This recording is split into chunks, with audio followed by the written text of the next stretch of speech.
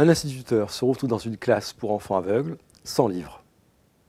Comment enseigner à des enfants aveugles à lire sans livre? Je suis Philippe Claudet, instituteur, je fais des livres pour les enfants aveugles, et je suis le fondateur et directeur des Doigts qui rêvent depuis 1994.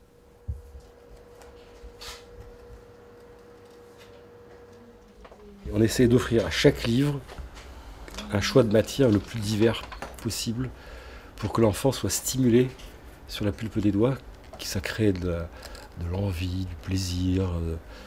Donc si on crée un lieu livre où chaque fois qu'il touche, il y a un plaisir, il y a un petit peu d'aventure, on créera un rapport d'autant plus positif par rapport à la lecture et l'apprentissage du braille.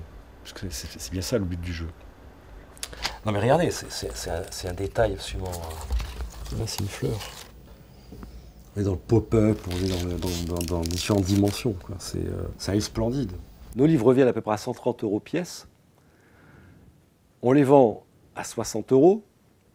Mais ce qu'on souhaite, c'est que pour les familles des enfants, ça coûte le prix d'un livre normal, c'est-à-dire 15 €, entre 15 et 20 €. Il s'agit de faire à la fois un beau livre, mais un livre réalisable techniquement par le chantier d'insertion, notre atelier de fabrication. Ici, on est dans un chantier d'insertion qui est en fait l'atelier de fabrication des Doigts qui rêvent. Toute la partie fabrication va se faire ici, depuis la découpe des matières, le collage sur les pages et la reliure. Tout est fait entièrement manuellement. Donc c'est du livre d'art, c'est du livre d'artisan, c'est pas du livre mécanisé. De tous les côtés, c'est un livre cher à fabriquer. On est à peu près à 3 heures, 3h30 de manœuvre en moyenne par exemplaire. Alors l'aide que nous apporte la Maïf est un peu spécifique, puisque ce n'est pas nous qui avons demandé, c'est eux qui nous ont choisis. La constitution de ce plan d'épargne autrement consiste à ce que le souscripteur accepte une rétrocession de ses intérêts au profit d'une association. Je pense que les financements solidaires, c'est la solution.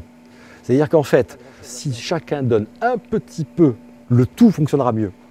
Et les Doigts qui rêvent s'inscrit dans ce type de réseau d'économie, de partage et de solidaire depuis sa création.